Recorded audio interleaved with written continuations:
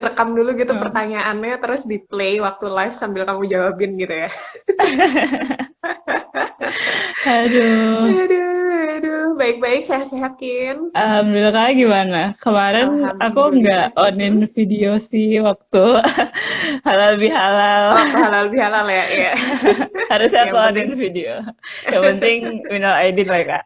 iya minal Mohon aidin juga. maaf. Sip, sama-sama maaf lahir batin ya. Aduh, pikir Em, sama-sama nih yang lagi nonton. Ada teman aku, Kak iya Eno. nih, Halo. Boleh silakan, gak sih silakan. sama-sama? Iya, silakan, silakan. Yang Udah mau rame disapa, aja yang mau nih. disapa. Yang mau nyapa Kinan silahkan komen-komen. Atau mungkin pertanyaannya juga udah bisa mulai dari Oh sekarang gitu. kali ya. Sebenarnya aku Eh, nggak tahu mau ngomongin apa nih, Kak. Kita di-guide aja. Kita eh. tinggal. Siap, siap. Karena udah jam 11, jadi kita Hmm, mulai kali semua ya. aja. Oke, halo, Assalamualaikum warahmatullahi wabarakatuh. Selamat pagi menjelang siang buat teman-teman yang di Swiss dan Eropa, dan juga selamat sore buat teman-teman yang di Indonesia. Hari ini nih kehormatan banget nih buat saya nge-host Profile of the Month kita yang luar biasa. Kinanti Hentiana Alia, atau biasa kita panggil Kinan. Em, ya, hari ini Kinan akan cerita ya kurang lebih tentang gimana studinya di Swiss dan juga tentang program edukasi, volunteer edukasi yang sekarang ini dia jalankan bersama timnya ya, Kin ya. Luar biasa banget sih Kinan, anak muda yang sangat aktif dan prestatif. Jadi Amin.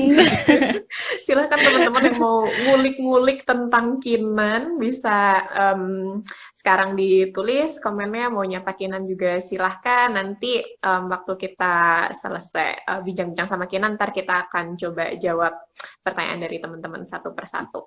Gitu ya, Kin ya. Oke, mungkin sebagai pengenalan awal nih sama sosok Kinan.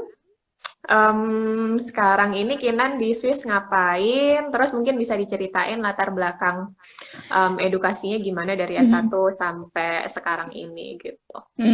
Silahkan. Ya, biar runtut aku Bismillahirrahmanirrahim. Assalamualaikum warahmatullahi wabarakatuh. Hai semua, makasih yang udah join. Ini saatnya dimana aku nggak moderatorin orang, jadi aku S1-nya itu di Jepang, namanya Tohoku University. Dulu kimia dari S1 itu sebenarnya aku udah pengen keluar negeri gitu kan. Tapi emang kalau dari orang tua itu bilangnya jangan keluar negeri kalau misalnya nggak dibiayain gitu lah. Maksudnya nggak ada beasiswanya. Jadi aku apply banyak hal, terus akhirnya kimia gitu yang dapat, dan alhamdulillah di Tohoku University itu yang lumayan bagus juga reputasinya, terus dapat dibiayain, dan nggak tahu kenapa jadi nyangkut sama kimia sampai S2. Tapi kan kalau misalnya S1 kan masih general gitu ya. Sebenarnya untuk 1,5 tahun terakhir sih aku udah punya project sendiri, alhamdulillah juga jadi paper gitu, dan itu kayak awal-awal aku suka riset banget sih dari S1 gitu, dari 1,5 tahun di bidang spesifiknya kimia, yaitu kristal dan spintronics gitu.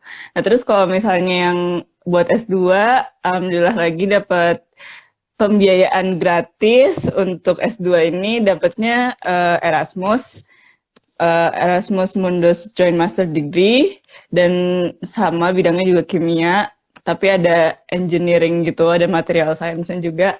Yang di Perancis itu semester 1, terus semester 2, semester 3 aku pindah untuk ngambil yang engineering di Itali, terus balik lagi ke Perancis buat ngambil tesis, yaitu lab-nya itu di Perancis juga, di Ile-de-France gitu. Jadi pinggirannya Paris gitu sih kalau misalnya kakak tahu.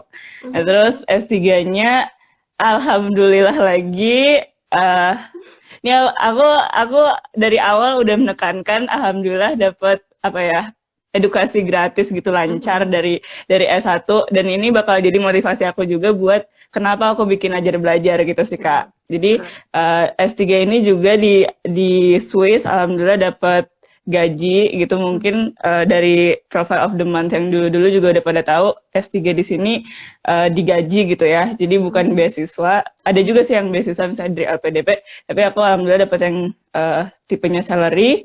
Terus masih kimia juga, tapi lebih spesifik lagi. Kalau dulu itu aku tesisnya tentang nanoparticles, dan aku lebih ke measurement techniques pakai synchrotron. Aduh, susah nih. Kalau misalnya ada yang aneh-aneh, tolong minta dijelasin aja di komen. Iya, benar. Terus setengah tahun di S2 ini yang bawa aku bisa dapetin expertise yang aku perluin di S3 ini, karena aku juga di sini ngembangin SAX juga, small angle X-ray scattering di synchrotron, tapi bidangnya beda gitu. Jadi pas S2 itu bidangnya nanoparticles, sekarang buat fuel cell gitu sih.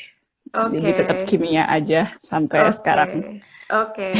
Jadi emang udah kecemplung dan cinta di bidang kimia ya. Not sure about cinta, tapi ya kecemplung. Jadi ya udah sekalian dilanjutin gitu.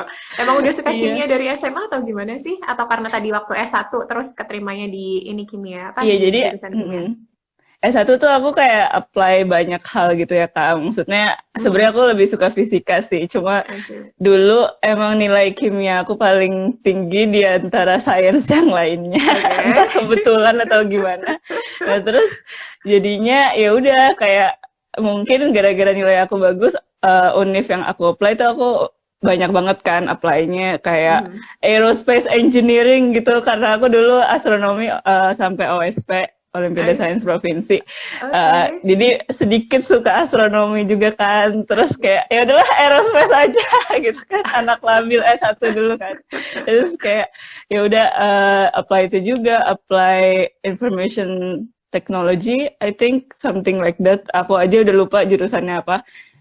Cuma IT juga, sama keterima di Fasilkom UI, Universitas Indonesia, dan itu aku sebulan gitu di situ. Nah terus ya aku suka juga sih IT juga kan, cuma kayak offer yang paling bagus tuh yang dari Tohoku Univ sih. Jadi kayak oh ya udah deh, mungkin emang jalannya aku kimia, S1 meninggalkan semua information technology apapun IT-ITan gitu kan. Terus kayak akhirnya kecemplung S2 kimia, S3 kimia, oke.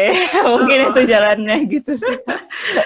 Luar biasa banget. Oke, buat teman-teman tadi ada yang kelewatan mungkin, jadi Kinan ini S1 sampai S3 kurang lebih berbau kimia dan ada fisika-fisikanya juga ya Kin ya? Ya, physical chemistry. Ya, physical chemistry gitulah, mix up gitu. Dan yang aku luar biasa tuh, jadi sekarang Kinan kan tahun pertama PhD ya Kin ya?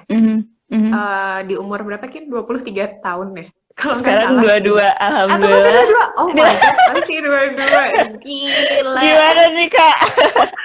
Jadi waktu masuk S1 itu dirimu umur berapa? Apa emang Axel dulu waktu kecil? Waktu masuk SD itu kan harusnya 6 tahun ya, terus aku masuknya itu 5 tahun pakai tes gitulah. Maksudnya kayaknya waktu dulu tuh dari dulu aku udah ambis gitu, kayak ya udahlah. Anak umur 5 tahun TK-nya Axel aja ya, TK Axel. Aduh Bu, aku nggak tahan bermain sama anak-anak ini gitu. Aku SD mau langsung ngitung, enggak deh. Ambis banget ya. Pokoknya aku juga udah lupa kan aku statementnya seperti apa waktu 5 tahun, tapi akhirnya aku dapat S1. Jadi SD kelas 1 itu ya udah 5 tahun, standar. SD-nya 6 tahun, terus SMP juga 3 tahun, SMA-nya Axel sih. Sebenarnya kayak waktu itu ikutan temen aja sih.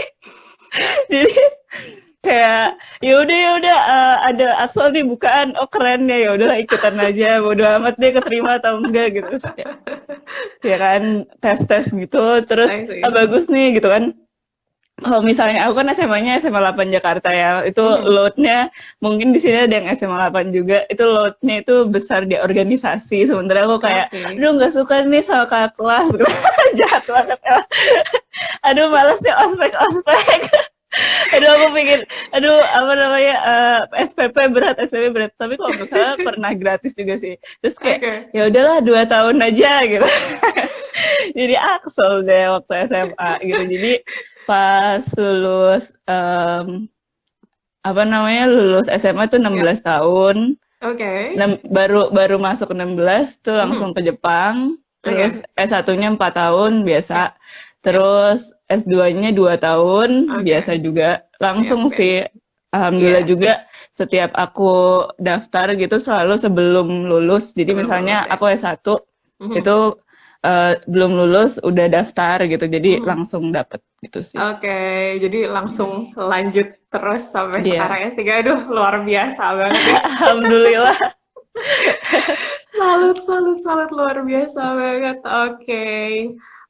Terus sebenarnya di bidang yang Kinan sekarang ini yang physical chemistry tadi ada tentang kristal, terus nanopartikel dan juga mainan pakai apa sinkotron. Itu udah ada pengembangannya di Indonesia atau benar-benar bidang yang kira-kira masih baru banget sih di Indo?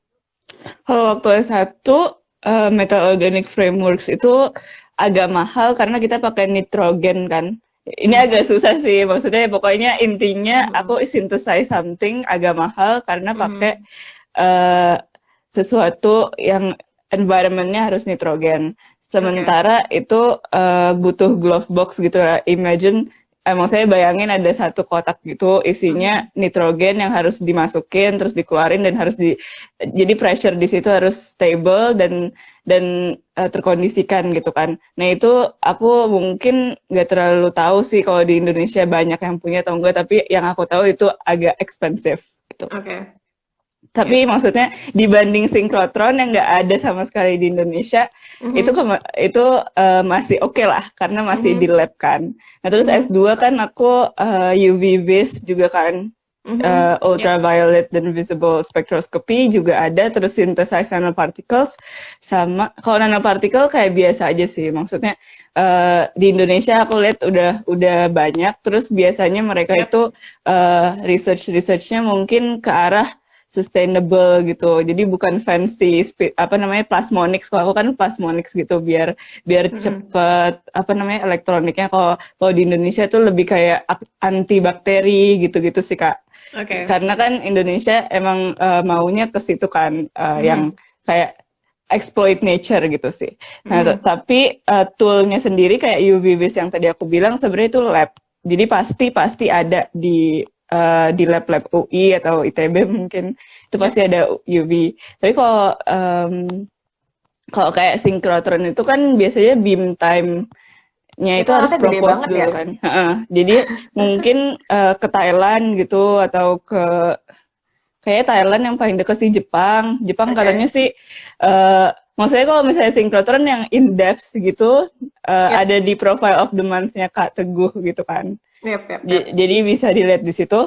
Cuma sinkrotron di Indonesia emang belum ada dan it's such a big investment. Kalau misalnya orang-orang keren di Indonesia kayaknya sih sinkrotronnya propose ke luar negeri, terus kalau misalnya kalau dapat baru deh keluar gitu. Ke Rikeng gitu di Jepang gitu sih Kak. Iya. Jadi mungkin masih butuh emang butuh banyak kolaborasi ya dengan negara-negara lain ya kalau ingin melakukan riset-riset yang kayak gitu. Luar biasa banget. Teman-teman, ini aku Kakak juga profilnya Kinan. Jadi sebenarnya nih Kinan nih aduh luar biasa banget sih karena dia dari S1 sampai S3 itu di 4 negara yang berbeda dengan pakai beasiswa semua. Jadi teman-teman silahkan dimanfaatkan banget nih momennya buat tanya-tanya sama Kinan tentang aplikasi beasiswa atau sekolah atau apapun ya. Ntar kita akan coba jawab pertanyaan teman-teman di akhir gitu. Oke. Nah, sebenarnya tapi tema kita hari ini nih nggak terlalu fokus ke studinya Kinan, tapi ke programnya Kinan yang lain di luar studi. Selain Kinan ini ambisius di bidang akademik, ambisius juga di bidang lainnya yaitu bidang sosial. Luar biasa banget sih. Nah, jadi kayak yang kita tulis di poster, Kinan ini adalah founder dari platform online namanya Ajar Belajar ya Kin ya. Mungkin bisa dijelasin dikit Ajar Belajar ini apa, kemudian berdirinya dari mana, terus apa yang melandasin Kinan untuk bikin Ajar Belajar ini sih, gitu. Ya, jadi Ajar Belajar ini gerakan online ya. Kalau misalnya lihat-lihat Coursera gitu-gitu, Udemy gitu kan banyak. Nah, kita tuh pingin online course yang crowdsourcing gitu, yang orang-orang particularly mahasiswa S1, S2, S3, D3 juga boleh, itu berbagi ilmunya. Dan menurut aku ini masih masih scarce sih. Gimana orang-orang yang maksudnya kita tuh selama jadi mahasiswa tuh kan sering bikin presentasi, terus sering ngulang exam. Maksudnya belajar buat exam. Nah, ilmu-ilmu seperti itu ngendap aja gitu, habis exam lupa. Nah, kalau misalnya diajar belajar itu misalnya habis exam terus kamu masih inget 1-2 patah kata gitu dari examnya apa kayak, terus kamu olah jadi video. Jadi tuh menurut aku akan ngerekat gitu ya di memori juga kalau misalnya di future perlu. Jadi kayak oh ya udah gitu. Aku pernah ngisi nih diajar belajar, tinggal tonton aja gitu. I see. Tinggal tonton aja gitu. Jadi menurut aku ada two side gitu sih di ajar belajar. Pertama mini tutor, kan kontributor kita itu bilangnya mini tutor ya. Itu bisa nge-store knowledge dengan particular structure yang dia desain sendiri, terus dia juga dapat feedback gitu, apakah explanation-nya bagus, apakah ada input-input tambahan gitu. Jadi selain orang-orang bisa nonton video kita, itu kan udah obvious gitu. Semua Coursera, semua Udemy juga punya user untuk bisa melihat. Tapi kalau menurut aku, they're perfect gitu. Tapi gimana cara orang-orang yang di Coursera itu jadi perfectnya itu, platform kita nih mungkin bisa menjembatani dari mahasiswa biasa ke mahasiswa yang bisa explain dengan baik. Dan ya sebenarnya ideally itu sebenarnya aku pinginnya juga ada offline-nya dong, tapi selama ini aku belum pernah ke Indonesia kan. Jadi kayak the easiest thing to do itu sesuatu yang berbau online. Nah, kenapa kita nggak bikin video-video online aja yang isinya tuh ilmu-ilmu akademis selama kita lagi di perantauan jadi mahasiswa, apa aja sih ilmunya gitu. Jadi untuk orang-orang bisa refresh back, buat kitanya juga bisa refresh back gitu sih. Oke, yap. Ada yang kurang nggak? Enggak sih, mau menyimpulkan dikit. Jadi intinya poin utamanya dibandingkan dengan platform-platform yang lain adalah crowdsource itu ya. Crowdsource dari teman-teman yang mungkin belum profesional banget, tapi termotivasi untuk menjadi tutor atau teacher yang profesional. Jadi silahkan untuk membagikan ilmunya lewat ajar belajar gitu. Karena nanti akan dibantuin sama tim ajar belajar juga nggak sih? Maksudnya untuk entah kurasi konten videonya atau editingnya atau gimana sistemnya?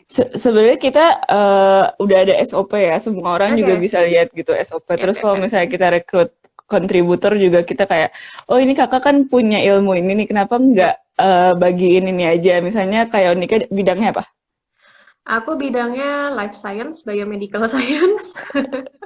Ada itunya nggak? Aku cuma tahu image processing sih dari biomedical. Iya, misalnya kayak gitu atau misalnya aku bisa bilang kayak Kak Yonika tolong berbagi tentang PCR dong, kan kakak bisa tuh tentang maksudnya bisa ngobrol tentang PCR.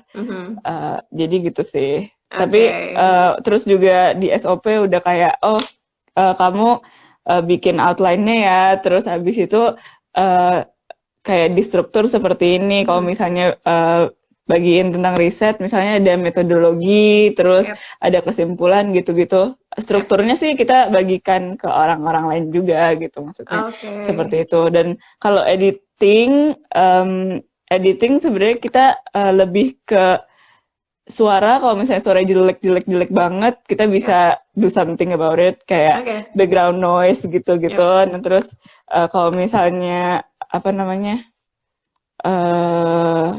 perlu musik juga kita bisa tambahin. Jadi sesimpel orang ngasih kita PPT dengan slide dengan voice over, kita bisa bikin itu something kayak video bagus dan kayak YouTuber gitu sih.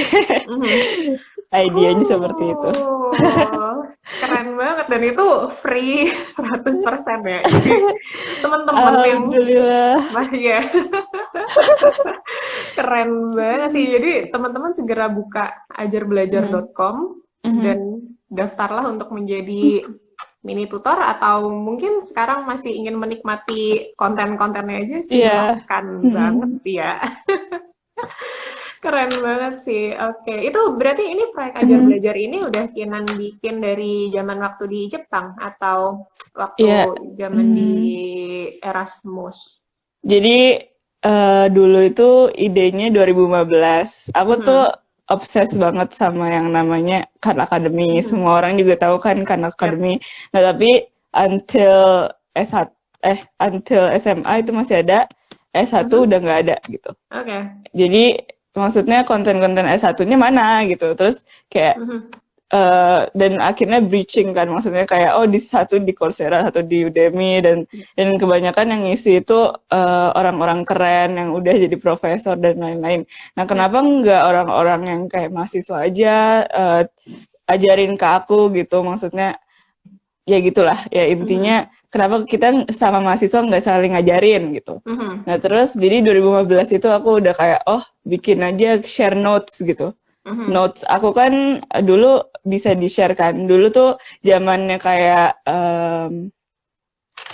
bisa tulis-tulis gitu di laptop yang ada tabletnya, yang ada stilusnya, dan aku punya. Dan terus aku kayak exploit itu, terus kayak apakah ada orang-orang lain yang bisa bikin share notes juga seperti aku. Itu namanya buku cerdas kita, itu udah kayak idenya gitu. Tapi waktu itu aku nggak bagus banget websitenya dan following.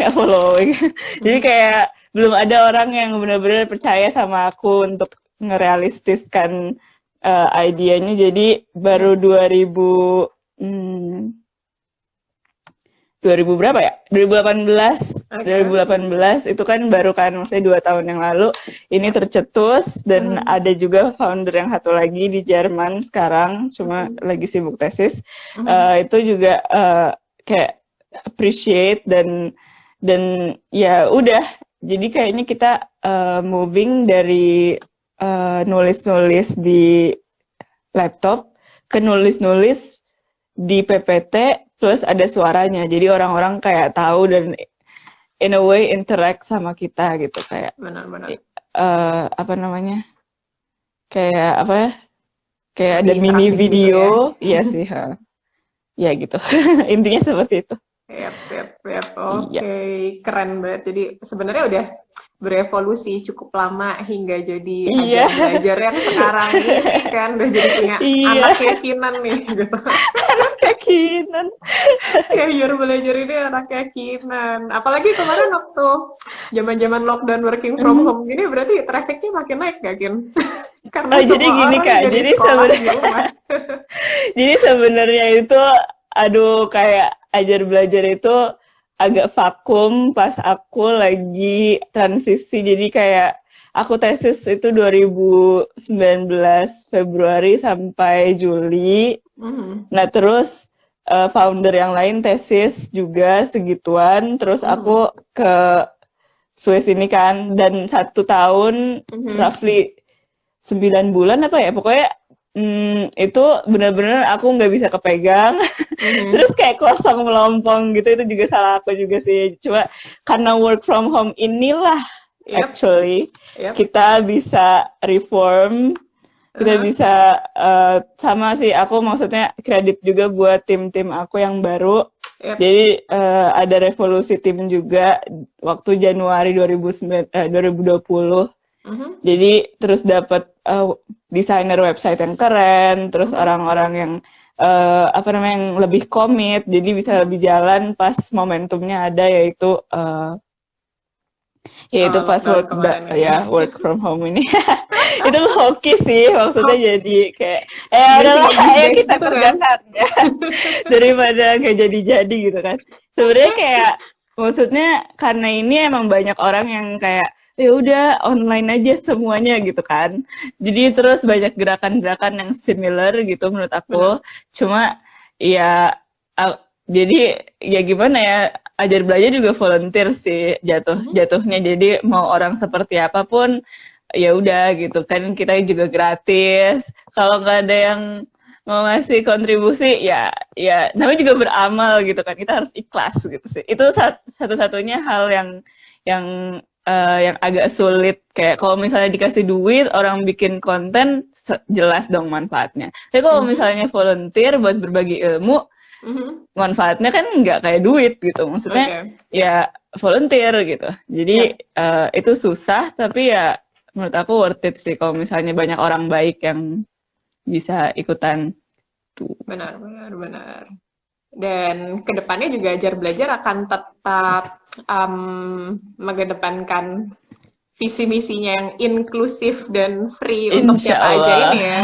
Gitu. Insya Allah. Iya, jadi teman-teman yang ingin volunteer atau mensupport ajar belajar dalam bentuk apapun, segera cek websitenya Ajar Belajar, karena di sana udah banyak info-info gimana cara join ajar belajar gitu ya, Tin ya.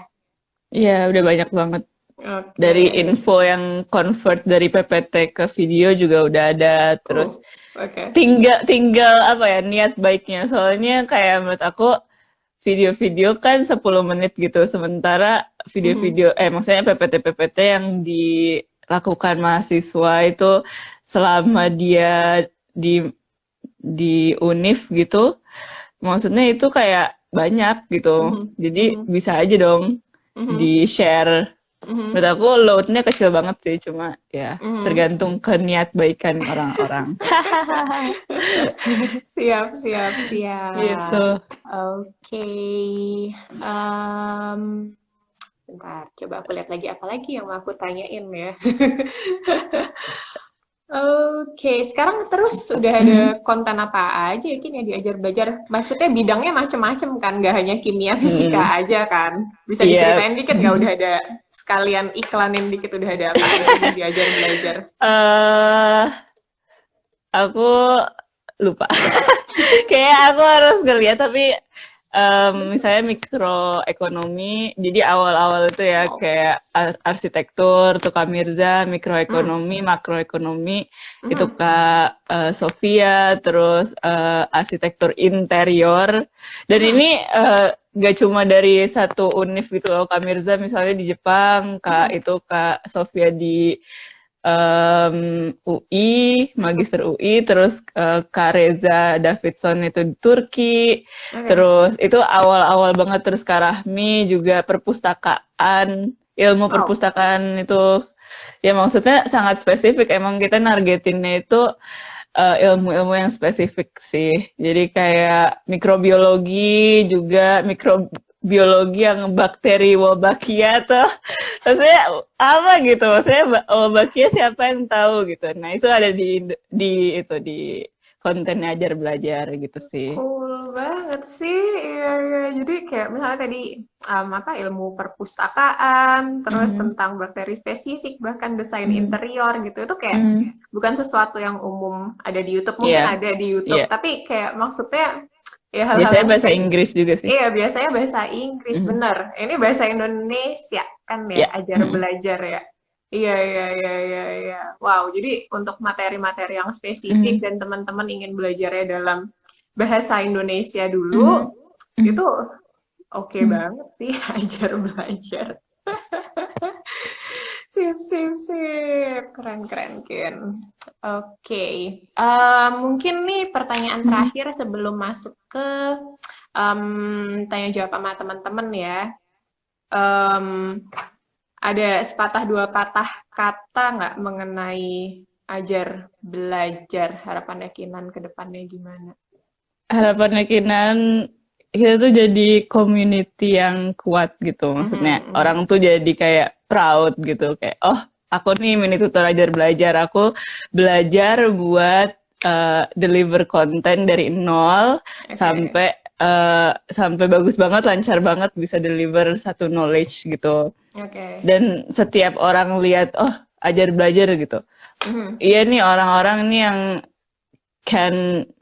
can be apa ya, ambassador of their own field, dan dia bisa ngedeliver itu dengan bagus. Itu sih brand yang pingin aku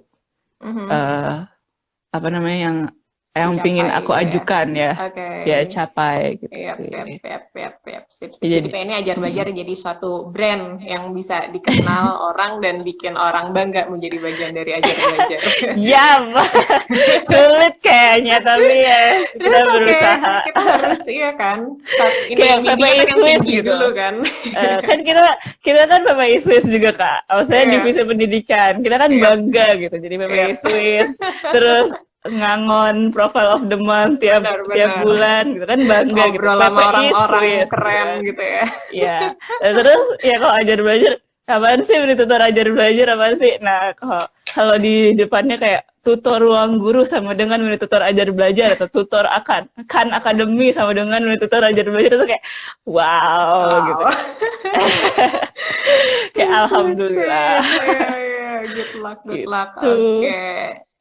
Oke, sekarang aku mulai scroll dan menyapa-nyapa ini ya, teman-teman yang nonton sama kita. Ada Mas Fajar Haki, sukses terus PPI dan Swiss dan Liechtenstein, keep inspiring Amerop, makasih. Amin. Terus dari Fauzial Maliki, kenapa pilih Swiss Kak? Gitu. Kenapa Kak pilih Swiss? Aku juga waktu S2 daftar banyak hal, waktu S2 buat S3 daftar banyak hal sih. Tadinya pingin Jerman kan. Karena pingin aja gitu. Terus tapi Prancis juga, cuma apply-nya cuma buat yang continuation master thesis aku. Kemudian Swiss karena deket sama location yang aku pingin, yaitu di Jerman. Ya karena sentimental reason sih yang nggak valid sekarang. Anyway, terus kan aku kayak nebar jala aja sih sebenarnya, kayak ya udahlah terserah mau dapat di mana kan. Ya udah gitu, aku berusaha dan ternyata yang respon cuma beberapa, yang dapat interview cuma dapat beberapa gitu.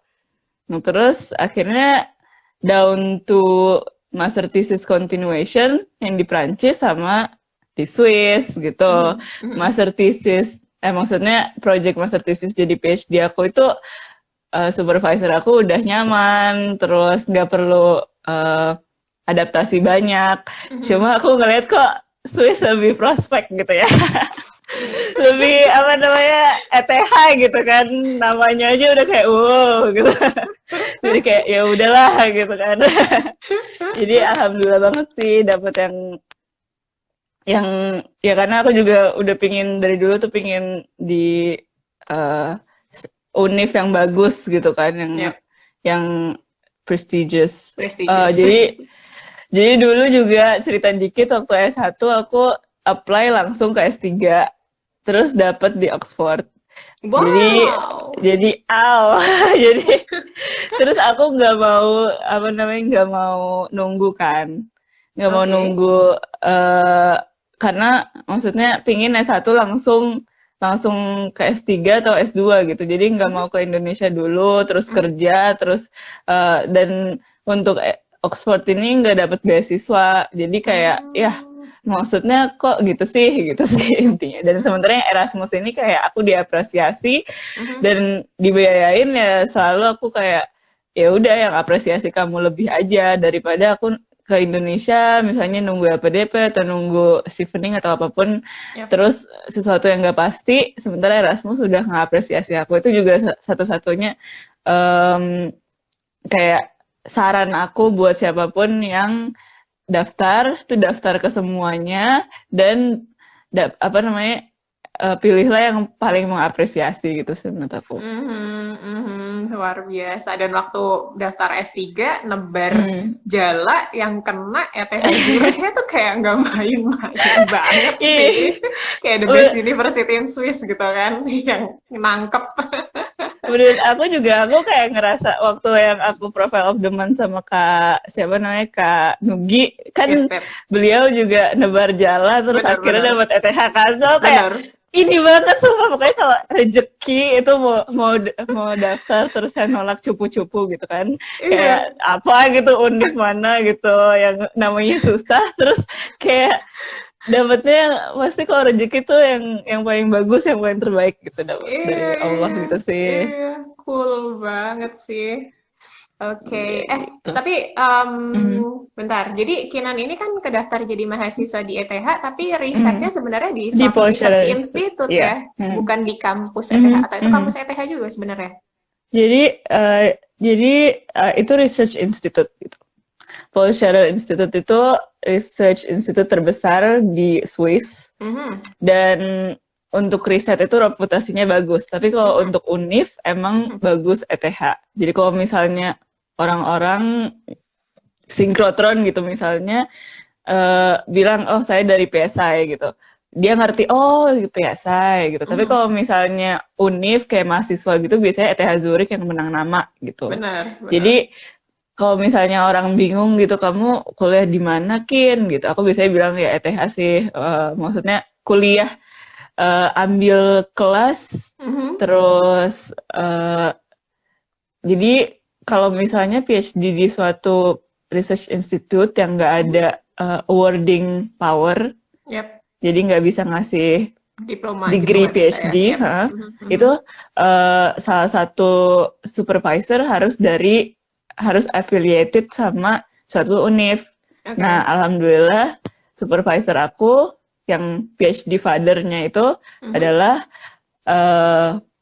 univnya ETH gitu sih. Jadi dapat benefit kayak research institute the best in Switzerland sama univ the best di Switzerland gitu sih.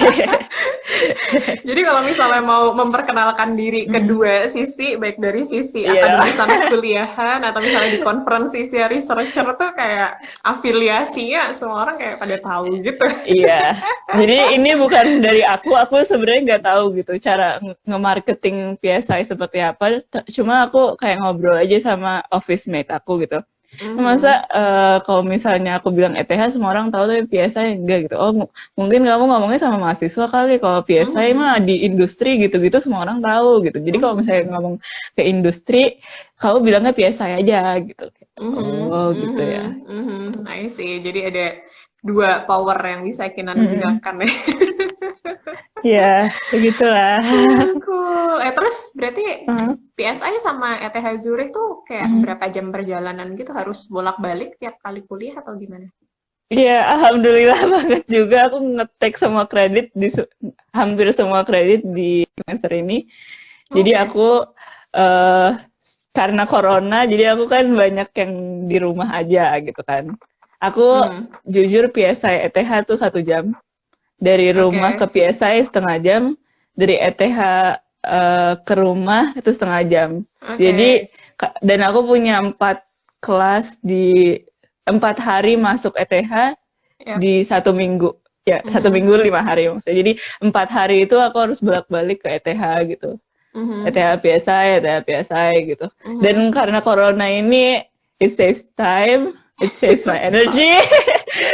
Looks like corona give you a lot of privilege. Gitu ya. Corona privilege. Iya, corona privilege. Dan commuting itu aku jadi kayak lapar banget Kak. Jadi aku harus makan in between gitu kan. Aku nggak kebayang kalau misalnya aku harus commuting ETH PSI pas lagi puasa itu kayak wow. Iya. Bener. Luar biasa. Oke, bentar nih ya. Aku lagi scroll pertanyaan lagi karena tadi ke scroll sampai bawah, sorry.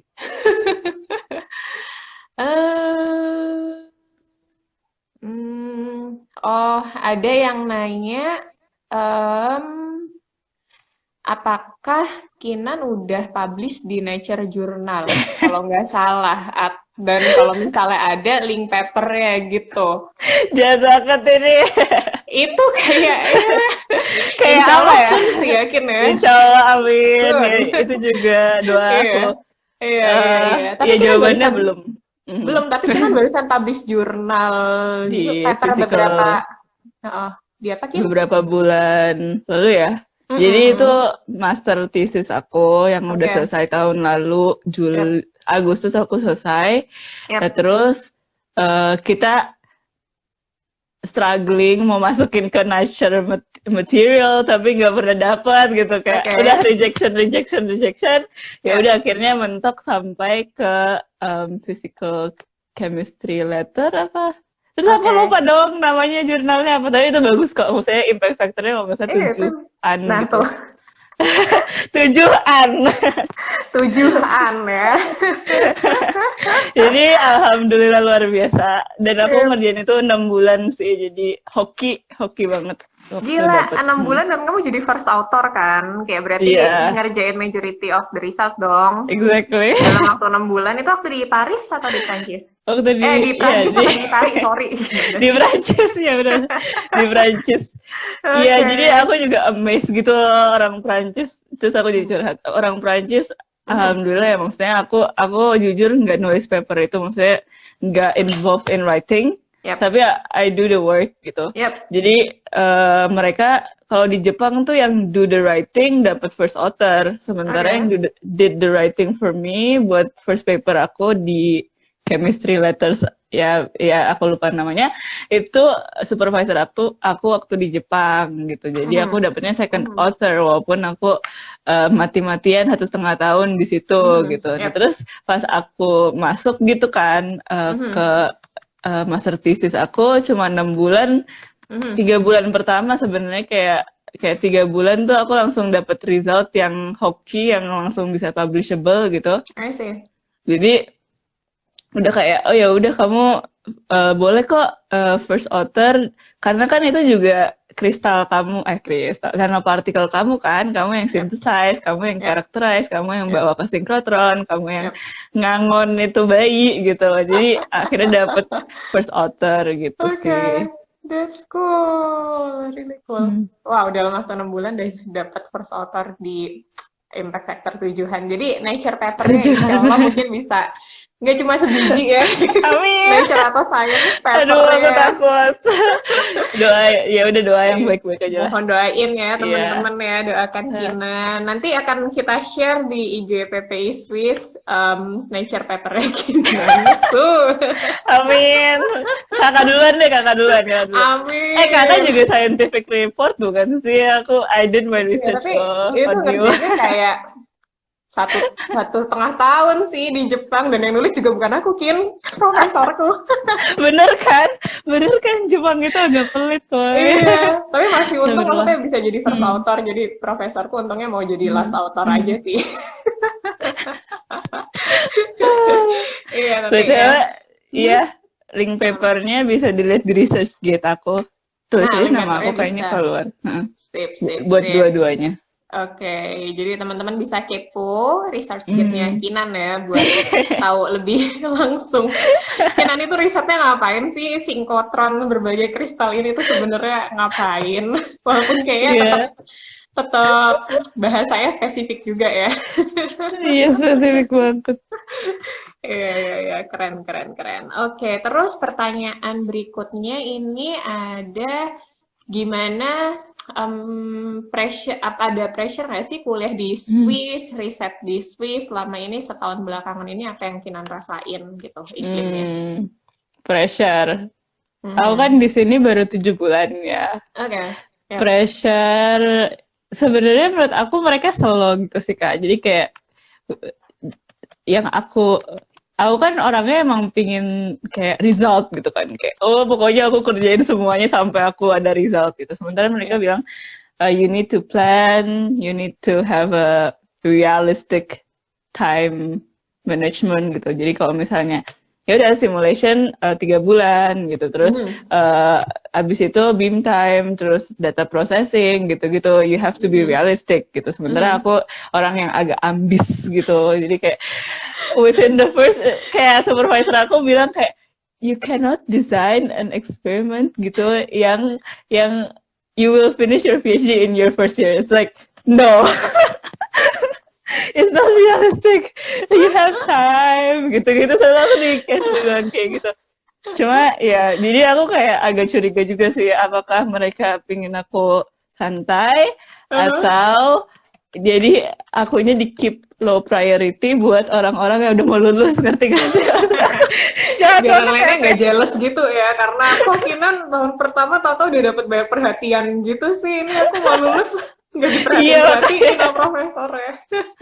iya tapi pressure sosialnya agak banyak soalnya aku kayak sedikit banget kan. Kita termasuk minority. Aku nggak tahu ya di kakak EPFL kan ya?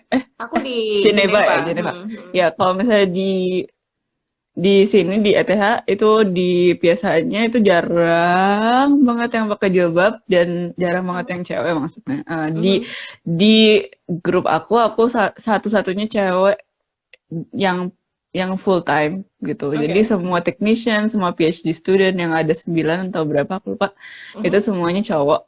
Dan it's something that I need to adapt constantly gitu sih, kayak ya gitu. Yep. Jadi challenge-nya di tahun pertama ini lebih ke adaptasi Iya, betul. sosialnya ya dibandingkan dengan adaptasi belajarnya, risetnya. Itu juga sih. Bentar lagi aku exam sih bentar lagi Agustus. Cuma Good luck. I don't know how to deal with it. Let's see. Kalau misalnya profesornya Thank udah you. bilang kamu jangan ambis-ambis tuh kayaknya berarti sebenarnya udah punya driven yang kuat buat ngerjain PhD 4 tahun ke depan. Karena waktu tahun pertama mungkin. kan nggak terlalu dilihat resultnya nggak sih kan sebenarnya? Iya, menurut aku juga gitu sih. Jadi waktu aku concern gitu, I don't have results. I will have my first year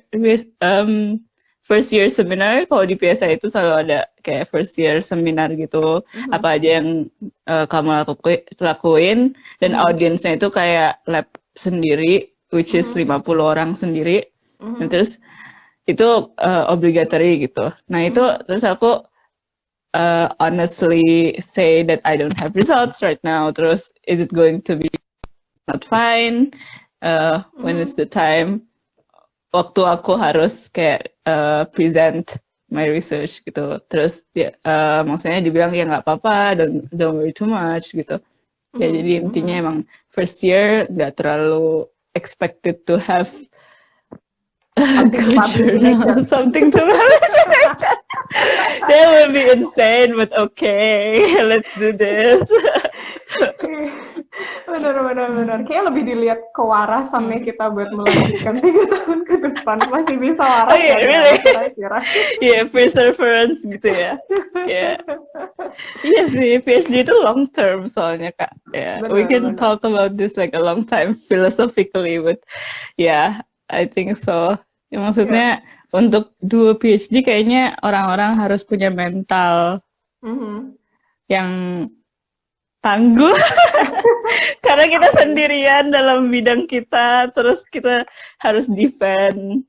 Kayak yang aku rasain, aku harus argue, terus kayak defend myself all the time gitu sih. Nggak tahu bakal ngerasainnya gimana. Mungkin karena aku punya kayak direct supervisor yang bener-bener bisa tiap hari ngobrol gitu sih. Gitu tiap hari. Jadi, iya, kayak bener-bener ya kayak desain eksperimen apapun tuh kayak aku bisa konsultasiin ke dia. Jadi kayak gitu ya? Agak blessing juga kayaknya sih kalau di kasus gue. Tapi denger-denger dari misalnya lab lain atau misalnya banyak teman-teman yang lain juga banyak yang ngerasa benar-benar apa-apa harus nentuin sendiri gitu. Gitu Kakin di tempatmu? Atau kamu karena emang nggak ada direct supervisor yang daily supervise kamu gitu atau gimana? Iya, emang sih expectation itu harus di-communicate early ya. Maksudnya style orang different gitu. Jadi aku udah dapat kesepakatan seminggu sekali gitu sih. Kalau buat frekuensi is okay. Tapi maksudnya even walaupun kita lagi ngobrol gitu tetap aja aku tetap harus argue gitu. Oh, ini harus risetnya ke sini gitu. Jadi walaupun banyak orang bakal dukung aku, tapi tetap aja dari akunya sendiri yang aku rasain ya harus tetap nyetir gitu, karena PhD itu kayak personal project sih, gitu sih. Sip. Dalam 7 bulan kayak udah pendewasaan diri yang luar biasa ya. Semoga ya semangatnya di retain sampai benar. Sampai tahun keempat. Betul. Terus ada pertanyaan lainnya. tips jebolin LPDP. Tapi Kinan kan Bukan nggak LPDP. pernah pakai Iya, LPDP ya, jadi nggak pernah Kinan pakai LPDP. nggak bisa menjawab tentang bagian itu. Tapi daftar aja. Oh, udah pernah Daftar daftar aja. tapi Kin? Enggak, bukan maksudnya saran aku Oh, untuk teman-teman. semua beasiswa mau daftar aja gitu. Kalau kalau kupas tuntas gitu-gitu maksudnya menurut aku seminar banyak ya, tapi itu menurut aku jadi aku udah experience juga untuk kayak buat bikin grup beasiswa gitu-gitu. Aku setahun di PPI Dunia ngurusin orang-orang yang pingin keluar negeri, dan menurut aku seminar itu banyak yang kayak you don't say, it's obvious. Tapi Oke. gimana kamu stand out itu lebih ke usaha dari sekarang, dari S1 tahun pertama, terus kamu ngapain aja, terus apakah itu uh, reflect reflect what you will say in the motivation letter. Itu menurut aku itu continuous effort gitu, nggak Oke. jeder kamu jadi yang terbaik buat LPDP gitu, enggak gitu. Jadi kayak IPK harus di-maintain. IPK kan si LPDP kalau nggak salah 3 ke atas kan. Jadi untuk dapetin 3 itu aja harus udah ada effort yang continuous. Dan kayak kamu mau apa namanya, mengembangkan Indonesia pas balik pulang. Terus rencana konkret itu apakah dalam sehari kamu bisa bikin rencana itu gitu kan? Ya enggak lah, maksudnya you have to develop something over years gitu sih. Jadi menurut aku perbaikin diri aja, terus ya boleh sih maksudnya lihat-lihat seminar, cuma I don't think it will, kalau misalnya basicnya nggak bagus ya mau di show off apa lagi gitu sih menurut aku. Bener-bener. Siap-siap. Ini diingetin IG kalau sekitar 15 detik lagi sesi Kita live yang oke. ini akan berhenti. Tapi kita akan lanjut ke live berikutnya, nggak apa yakin ya? Iya nggak apa-apa. Oke, jadi teman-teman stay tune, gabung ke IG live kita lagi ya. Habis ini kita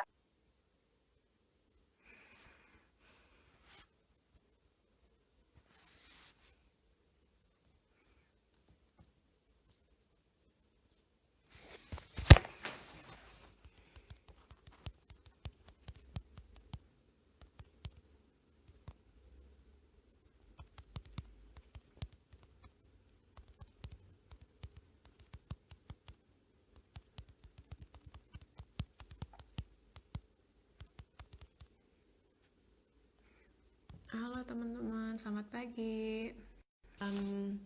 Bentar lagi, sekitar 7 menitan lagi kita bakal live sama profile of the month kita ya, Kinan. Jadi stay tune teman-teman di sini.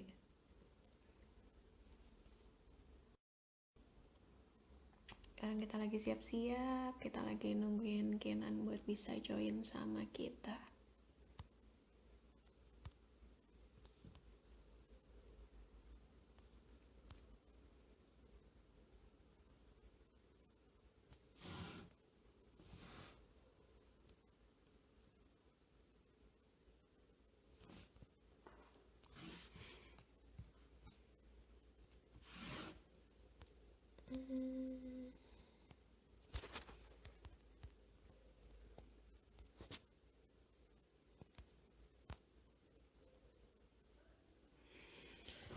Kita akan mulai profile of the month ya dalam waktu 5 menit lagi ya teman-teman.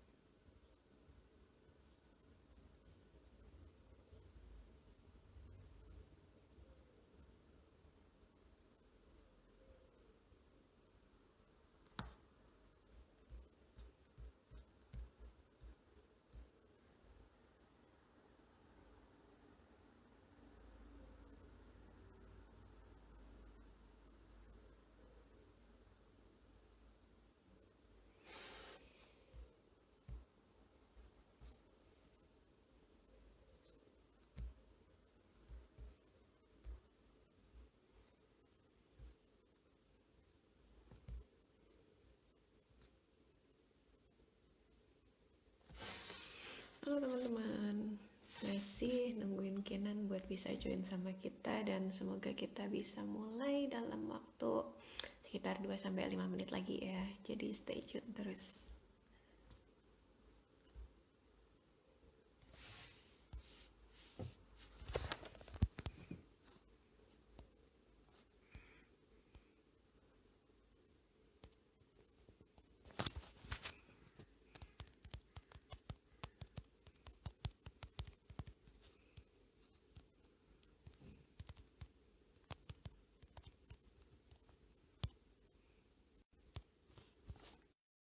Kita udah masuk Kinan ya, cepet.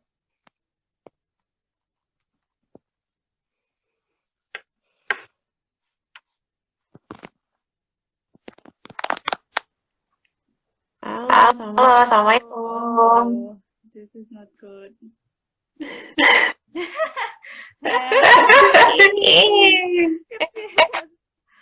Kayaknya agak. Kok aku ngerasa aku echo gitu ya? Oh ya, sebentar ya. Oke.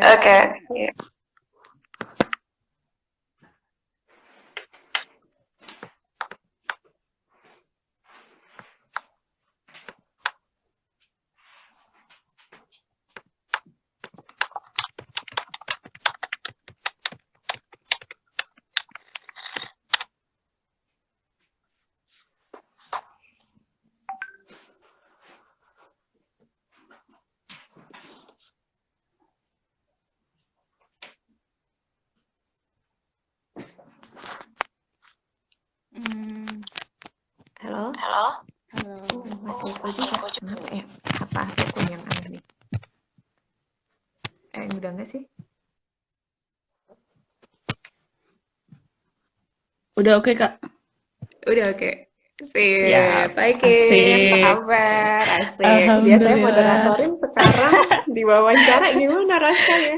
Rasanya tahu gak sih, teman aku kayak bilang kayak, kamu ini mau live, kamu moderatorin diri sendiri, tuh aku kayak, enggak tahu.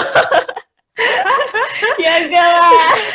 Tanya sendiri, jawab-jawab sendiri ya. Jauh-jauh sendiri. Terus dibilang kayak di mirror apa ya gitu. Terus aku kayak, enggak tahu, ada kakak yang lain, jangan bilang ketewang.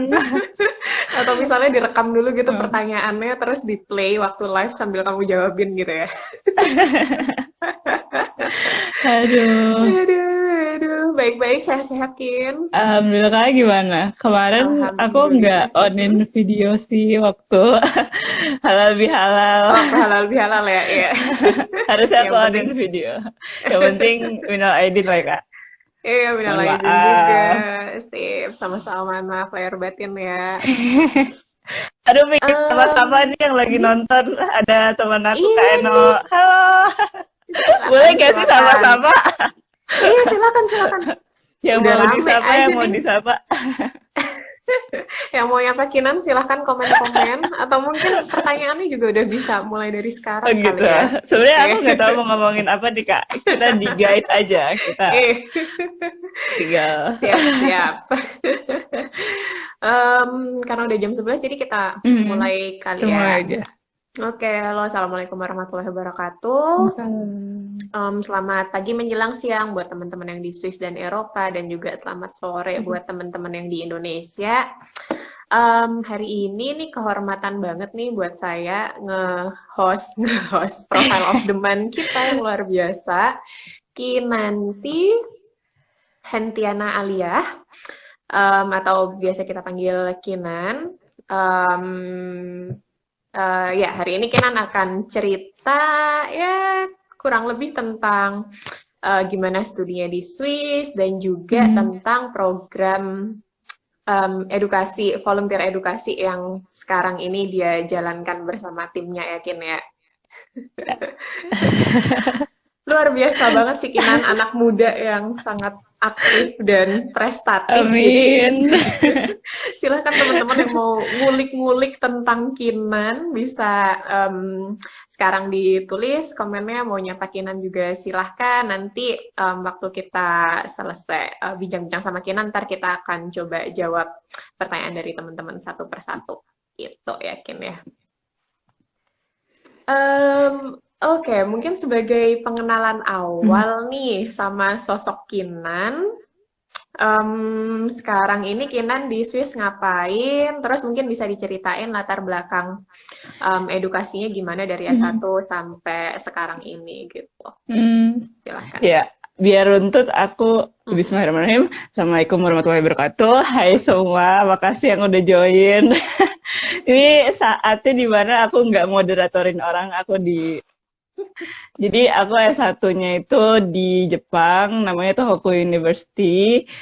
Dulu kimia dari S1 itu sebenarnya aku udah pengen keluar negeri gitu kan. Tapi emang kalau dari orang tua itu bilangnya jangan keluar negeri kalau misalnya nggak dibiayain gitu lah. Maksudnya nggak ada beasiswanya. Jadi aku apply banyak hal, terus akhirnya kimia gitu yang dapat, dan alhamdulillah di Tohoku University itu yang lumayan bagus juga reputasinya, terus dapat dibiayain. Dan nggak tahu kenapa jadi nyangkut sama kimia sampai S2. Tapi kan kalau misalnya S1 kan masih general gitu ya. Sebenarnya untuk 1,5 tahun terakhir sih aku udah punya project sendiri. Alhamdulillah juga jadi paper gitu. Dan itu kayak awal-awal aku suka riset banget sih dari S1 gitu. Dari 1,5 tahun di bidang spesifiknya kimia, yaitu kristal dan spintronics gitu. Nah terus kalau misalnya yang buat S2, alhamdulillah lagi dapat pembiayaan gratis untuk S2 ini, dapatnya Erasmus Mundus Joint Master Degree, dan sama bidangnya juga kimia, tapi ada engineering gitu, ada material science-nya juga. Yang di Perancis itu semester 1, terus semester 2, semester 3 aku pindah untuk ngambil yang engineering di Itali, terus balik lagi ke Perancis buat ngambil tesis, itu labnya itu di Prancis juga, di Ile-de-France gitu, jadi pinggirannya Paris gitu sih kalau misalnya kakak tahu. Nah, terus S3-nya alhamdulillah lagi, ini aku dari awal udah menekankan alhamdulillah dapat edukasi gratis gitu, lancar dari S1, dan ini bakal jadi motivasi aku juga buat kenapa aku bikin Ajar Belajar gitu sih Kak. Jadi S3 ini juga di Swiss alhamdulillah dapat gaji gitu, mungkin dari Profile of the Month yang dulu-dulu juga udah pada tahu S3 di sini digaji gitu ya. Jadi bukan beasiswa, ada juga sih yang beasiswa misalnya dari LPDP, tapi aku alhamdulillah dapat yang tipenya salary. Terus masih kimia juga, tapi lebih spesifik lagi. Kalau dulu itu aku tesisnya tentang nanoparticles, dan aku lebih ke measurement techniques pakai synchrotron. Aduh susah nih, kalau misalnya ada yang aneh-aneh tolong minta dijelasin aja di komen. Iya benar. Terus setengah tahun di S2 ini yang bawa aku bisa dapetin expertise yang aku perluin di S3 ini, karena aku juga di sini ngembangin SAX juga, small angle X-ray scattering di synchrotron, tapi bidangnya beda gitu. Jadi pas S2 itu bidangnya nanoparticles, sekarang buat fuel cell gitu sih. Jadi tetap kimia aja sampai sekarang. Oke. Jadi emang udah kecemplung dan cinta Kecemplung. di bidang kimia ya. Not sure about cinta, tapi ya kecemplung. Jadi ya udah sekalian dilanjutin gitu. Emang udah suka kimia dari SMA atau gimana sih? Atau karena tadi waktu S1 terus keterimanya di ini kimia? Iya, jadi S1 tuh aku kayak apply banyak hal gitu ya Kak. Maksudnya sebenarnya aku lebih suka fisika sih. Cuma dulu emang nilai kimia aku paling tinggi di antara sains yang lainnya. Entah kebetulan atau gimana. Nah terus jadinya ya udah kayak mungkin gara-gara nilai aku bagus, univ yang aku apply tuh aku banyak banget kan apply-nya, kayak aerospace engineering gitu, karena aku dulu astronomi sampai OSP, Olimpiade Sains Provinsi. Jadi sedikit suka astronomi juga kan. Terus kayak ya udahlah aerospace aja gitu kan. Anak labil S1 dulu kan. Terus kayak ya udah apply itu juga, apply information technology, I think something like that. Aku aja udah lupa jurusannya apa. Cuma IT juga, sama keterima di Fasilkom UI. Universitas Indonesia, dan itu Oke. aku sebulan gitu di situ. Nah terus ya aku suka juga sih IT juga kan, cuma kayak offer yang paling bagus tuh yang dari Tohoku Univ sih. Jadi kayak oh ya udah deh, mungkin emang jalannya aku kimia, S1 meninggalkan semua information technology apapun IT-IT-an gitu kan. Terus kayak akhirnya kecemplung S2 kimia, S3 kimia, oke. Mungkin itu jalannya gitu sih. Luar biasa banget. Mm-mm. Oke, buat teman-teman tadi ada yang kelewatan mungkin jadi Mhm. Kinan ini S1 sampai S3 kurang lebih berbau kimia dan ada Mhm. fisika-fisikanya juga ya Kin ya. Mhm. Ya, Jadi physical kimia, chemistry. ya physical chemistry gitulah, mix up gitu. Mhm. Mhm. Dan yang aku luar biasa tuh, jadi sekarang Kinan kan tahun pertama PhD ya Kin ya. Mhm. Mhm. Di umur berapa Kin? 23 tahun ya, kalau nggak Sekarang salah. 22, Atau masih alhamdulillah. 22? Oh my God, masih 22. Gila. Gimana nih Kak? Jadi Masih gimana sih 22. waktu masuk S1 itu dirimu umur Jadi berapa? Apa emang Axel dulu waktu kecil? waktu masuk SD itu kan harusnya 6 tahun ya, terus aku masuknya itu 5 tahun pakai tes Oke. gitulah. Maksudnya Oke. kayaknya waktu dulu tuh dari dulu aku udah ambis gitu, kayak ya udahlah. Anak umur 5 tahun udah TK-nya ambis. Axel aja ya, TK Axel. Aduh Bu, aku nggak tahan bermain sama anak-anak ini. Aku SD mau langsung ngitung, enggak deh. Gila. Ambis banget ya. Pokoknya aku juga udah lupa kan aku statementnya seperti apa waktu 5 tahun, tapi akhirnya aku dapat S1. Jadi SD kelas 1 itu ya udah 5 tahun, standar, SD-nya 6 tahun, terus SMP juga 3 tahun, SMA-nya Axel sih. Sebenarnya kayak waktu itu ikutan temen aja sih. Jadi kayak ya udah ada Axel nih bukaan, oh keren ya udahlah ikutan aja, bodo amat deh keterima atau enggak gitu. Ya kan tes gitu, terus bagus nih gitu kan. Kalau misalnya aku kan SMA-nya SMA 8 Jakarta ya, itu load-nya mungkin di sini ada yang SMA 8 juga, itu load-nya itu besar di organisasi. Sementara aku kayak, aduh nggak suka nih sama kakak kelas, jahat banget ya. Aduh malas nih ospek. Aduh aku pikir, apa namanya, SPP berat. Tapi kalau nggak salah pernah gratis juga sih. Terus kayak, ya udahlah 2 tahun aja gitu. Jadi Axel deh waktu SMA gitu. Jadi pas lulus lulus SMA tuh 16 tahun. Baru masuk 16 tuh langsung ke Jepang. Terus S1-nya 4 tahun biasa. Terus S2-nya 2 tahun biasa juga. Langsung sih.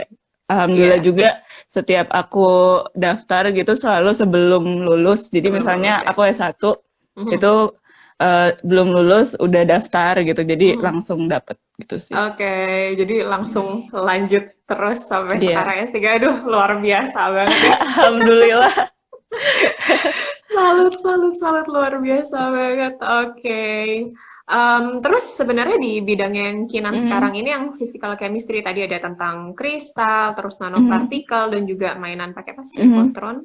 Itu udah ada pengembangannya di Indonesia atau benar-benar bidang yang kira-kira masih baru banget sih di Indo? Kalau waktu S1 Metal Organic Frameworks itu agak mahal karena kita pakai nitrogen kan. Ini agak susah sih, maksudnya pokoknya intinya aku synthesize something agak mahal karena pakai sesuatu yang environment-nya harus nitrogen. Sementara itu butuh glove box gitu lah. Imagine, saya bayangin ada satu kotak gitu isinya nitrogen yang harus dimasukin terus dikeluarin dan harus jadi pressure di situ harus stable dan terkondisikan gitu kan. Nah itu aku mungkin nggak terlalu tahu sih kalau di Indonesia banyak yang punya atau enggak, tapi yang aku tahu itu agak expensive gitu. Tapi maksudnya dibanding sinkrotron yang nggak ada sama sekali di Indonesia, itu masih oke lah karena masih di lab kan. Nah terus S2 kan aku UV vis juga kan, ultraviolet dan visible spectroscopy juga ada, terus synthesize nanoparticles sama kalau nanoparticle kayak biasa aja sih. Maksudnya di Indonesia aku lihat udah banyak, terus biasanya mereka itu researchnya mungkin ke arah sustainable gitu. Jadi bukan fancy plasmonics. Kalau aku kan plasmonics gitu biar cepet elektroniknya. Kalau di Indonesia tuh lebih kayak antibakteri gitu-gitu sih Kak. Oke. Karena kan Indonesia emang maunya ke situ kan yang kayak exploit nature gitu sih. Nah, tapi toolnya sendiri kayak UV base yang tadi aku bilang sebenarnya itu lab. Jadi pasti ada di lab-lab UI atau ITB mungkin itu pasti ada UV. Tapi kalau kayak synchrotron itu kan biasanya beam time-nya itu harus propose dulu kan. Jadi mungkin ke Thailand gitu atau kayak Thailand yang paling dekat sih Jepang. Jepang katanya sih, maksudnya kalau misalnya synchrotron yang in depth gitu, ada di profile of the month-nya Kak Teguh gitu kan. Jadi bisa dilihat di situ. Cuma synchrotron di Indonesia emang belum ada dan it's such a big investment. Kalau misalnya orang-orang keren di Indonesia kayaknya sih synchrotronnya propose ke luar negeri. Terus kalau misalnya kalau dapet baru deh keluar gitu. Kerikeng gitu di Jepang gitu sih Kak. Iya. Jadi mungkin masih butuh emang butuh banyak kolaborasi ya dengan negara-negara lain ya kalau ingin melakukan riset-riset yang kayak gitu. Luar biasa banget.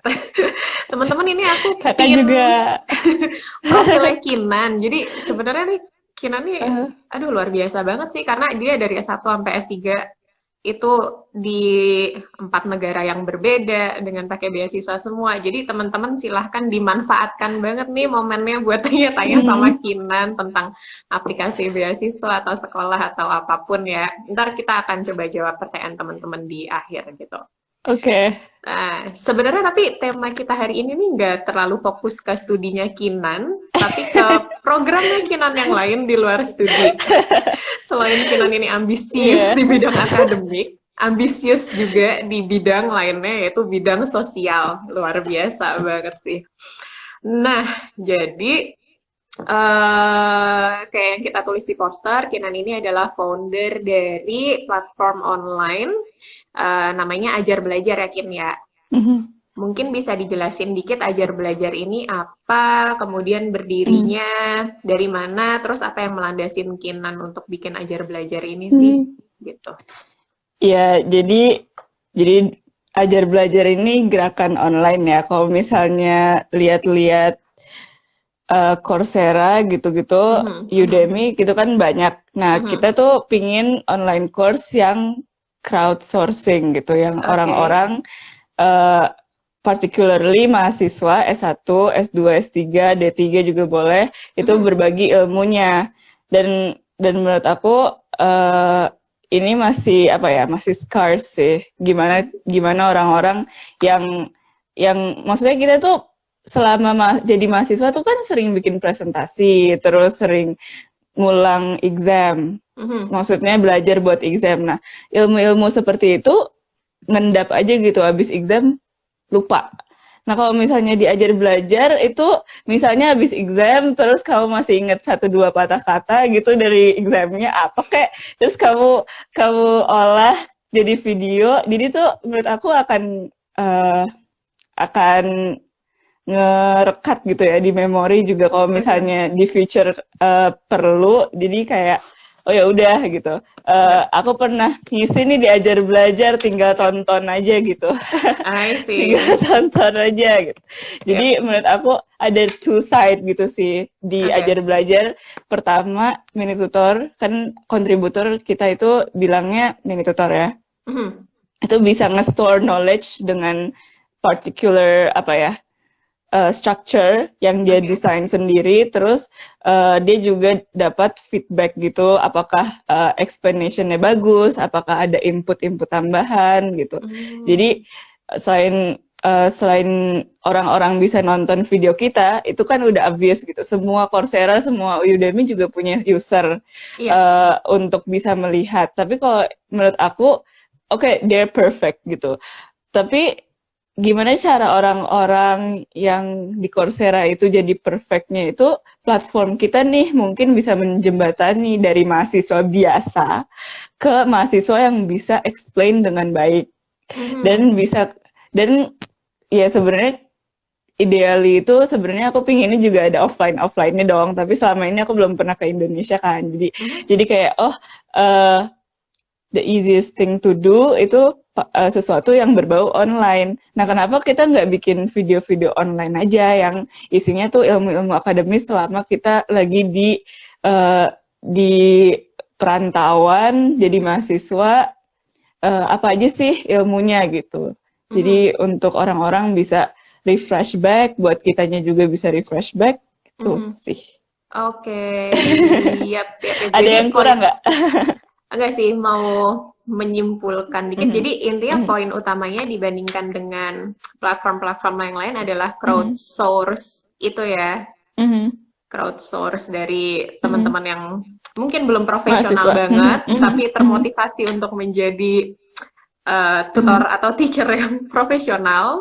Jadi silahkan untuk membagikan ilmunya lewat ajar belajar gitu. Karena nanti akan dibantuin sama tim ajar belajar juga nggak sih? Maksudnya untuk entah kurasi konten videonya atau editingnya atau gimana sistemnya? Sebenarnya kita udah ada SOP ya, semua orang juga bisa lihat gitu SOP. Terus kalau misalnya kita rekrut kontributor juga kita kayak, oh ini kakak kan punya ilmu ini nih, kenapa nggak bagiin ini aja? Misalnya kayak Nika bidangnya apa?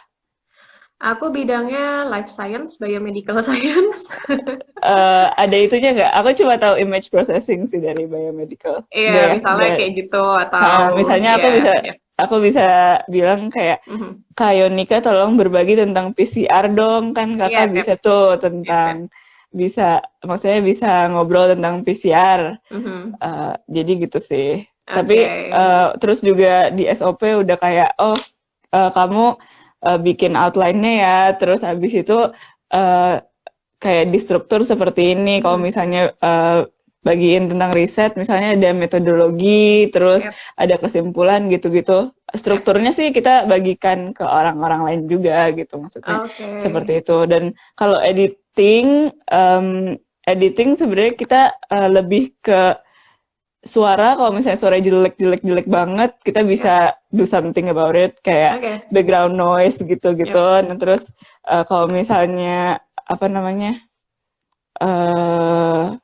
perlu musik juga kita bisa tambahin. Jadi sesimpel orang ngasih kita PPT dengan slide dengan voice over, kita bisa bikin itu something kayak video bagus dan kayak YouTuber gitu sih. Idenya seperti itu. Keren banget, dan itu free 100% ya. Jadi teman-teman yang ya. Keren banget sih. Jadi teman-teman segera buka ajarbelajar.com dan daftarlah untuk menjadi mini tutor, atau mungkin sekarang masih ingin menikmati konten-kontennya aja sih. Silahkan banget ya. Keren banget sih. Oke, itu berarti ini proyek ajar belajar ini udah Kinan bikin dari zaman waktu di Jepang atau waktu zaman di Erasmus? Jadi dulu itu idenya 2015. Aku tuh obses banget sama yang namanya Khan Academy. Semua orang juga tahu kan Khan Academy. Nah, tapi until SMA itu masih ada, S1 udah nggak ada gitu. Jadi maksudnya konten-konten S1-nya mana gitu. Terus kayak dan akhirnya breaching kan, maksudnya kayak di satu di Coursera, satu di Udemy, dan kebanyakan yang ngisi itu orang-orang keren yang udah jadi profesor dan lain-lain. Nah, kenapa nggak orang-orang yang kayak mahasiswa aja ajarin ke aku gitu, maksudnya ya gitulah ya intinya. Kenapa kita sama mahasiswa nggak saling ngajarin gitu. Nah terus jadi 2015 itu aku udah kayak bikin aja share notes gitu. Notes aku kan dulu bisa di-share kan. Dulu tuh zamannya kayak bisa tulis-tulis gitu di laptop yang ada tabletnya, yang ada stilusnya, dan aku punya. Dan terus aku kayak exploit itu, terus kayak apakah ada orang-orang lain yang bisa bikin share notes juga seperti aku. Itu namanya buku cerdas kita, itu udah kayak idenya gitu. Tapi waktu itu aku nggak bagus banget websitenya dan following. Jadi kayak belum ada orang yang benar-benar percaya sama aku untuk ngerealistiskan idenya. Jadi baru 2000 berapa ya? 2018. Okay. 2018 itu kan baru kan, maksudnya 2 tahun yang lalu ini tercetus, dan ada juga founder yang satu lagi di Jerman sekarang, cuma lagi sibuk tesis. Itu juga kayak appreciate dan ya udah. Jadi kayaknya kita moving dari nulis-nulis di laptop ke nulis-nulis di PPT plus ada suaranya, jadi orang-orang kayak tahu dan in a way interact sama kita gitu, kayak benar-benar apa namanya, kayak apa ya, kayak ada mini video gitu ya? Iya sih, ya gitu. Intinya seperti itu. Oke. Keren banget. Jadi sebenarnya udah berevolusi cukup lama hingga jadi ajar belajar yang sekarang ini kan udah jadi punya anak keyakinan nih gitu. Anak keyakinan. Ajar belajar ini anak keyakinan. Apalagi kemarin waktu zaman-zaman lockdown working from home gini, berarti trafficnya makin naik gak, Kin? Karena jadi gini Kak, jadi sebenarnya itu aduh, kayak ajar belajar itu agak vakum pas aku lagi transisi. Jadi kayak aku tesis itu 2019 Februari sampai Juli. Nah terus founder yang lain tesis juga segituan. Terus aku ke Swiss ini kan, dan 1 tahun roughly 9 bulan apa ya, pokoknya itu benar-benar aku nggak bisa kepegang. Terus kayak kosong melompong gitu. Itu juga salah aku juga sih. Cuma karena work from home inilah actually kita bisa reform, kita bisa sama sih, aku maksudnya kredit juga buat tim-tim aku yang baru. Jadi ada revolusi tim juga waktu Januari 2020. Jadi terus dapat desainer website yang keren, terus orang-orang yang yang lebih komit, jadi bisa lebih jalan pas momentumnya ada, yaitu pas work from home ini. Itu hoki sih, maksudnya jadi kayak ayo kita kerjakan ya, daripada nggak jadi gitu kan. Sebenarnya kayak maksudnya karena ini emang banyak orang yang kayak ya udah online aja semuanya gitu kan. Jadi terus banyak gerakan-gerakan yang similar gitu menurut aku. Cuma ya jadi ya gimana ya, ajar belajar juga volunteer sih jatuhnya. Jadi mau orang seperti apapun ya udah gitu kan, kita juga gratis. Kalau nggak ada yang mau ngasih kontribusi ya namanya juga beramal gitu kan, kita harus ikhlas gitu sih. Itu satu-satunya hal yang